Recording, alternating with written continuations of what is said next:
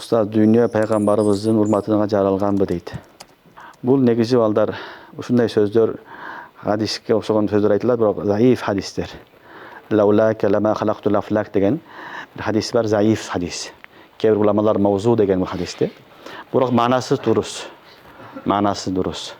Түшүнүңөрбү? Лаула калама халактул афлак деген сөз ошол сен болбогондо дүйнөнү жаратпайм деген сөздүн маанасы, негизи маанасы туру. Пайгамбарыбыз саллаллаху алейхи вассалам анда Алла Таала эң жакшы көргөн сүйүктүү пендеси. Пайгамбарыбызды Адам алейхиссалам пайгамбар болду эле Алла Таала пайгамбардыкка тандап койгон. Адам алейхиссалам топурак учурда эле Алла Таала мени тандаган деген хадис келет. Ошондуктан маанасы тууру пайгамбарыбыз саллаллаху алейхи вассаламды Алла Таала эң улук махлук кылып жараткан. Бардыгын Алла Таала пайгамбарыбызга баш ийдирген.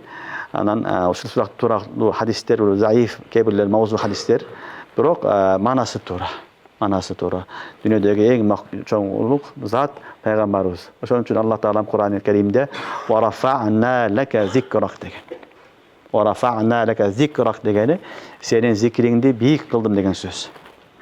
Түшүнүңөрбү?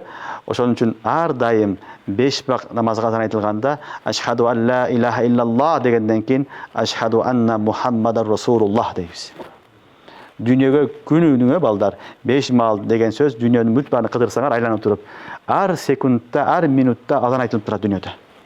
Ар жерде ар кылды вакыт болот, намаздын вакыты. Ошентип дүйнөдө 24 саат бою Алла менен кошо пайгамбарыбыздын аты эмне кылынат? Айтылып турулат.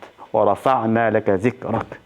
Пайгамбарыбызды бунун аты жоголуп кетет, бунун турпагы жок, урпагы жок, калган жок деген кафырлар эмне итираз кылган.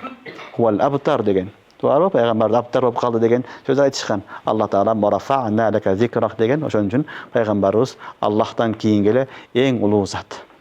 Аллахтан кийинки эле эң улуу зат Мухаммад Мустафа саллаллаху алейхи ва саллям.